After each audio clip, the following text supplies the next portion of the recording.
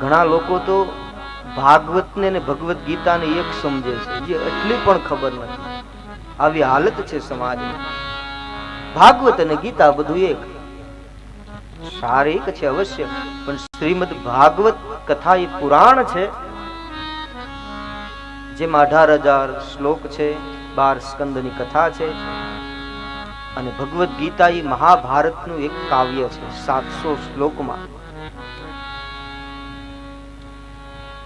ભગવદ ગીતા જે ભગવાન શ્રી કૃષ્ણએ કુરુક્ષેત્રના મેદાનમાં બંને સૈન્યની વચ્ચે ધર્મ ક્ષેત્રે કુરુક્ષેત્રે સંવૈતા યુત્સુ મામકા પાંડવશ્ચૈવ કિમ કુર્વત સંજય.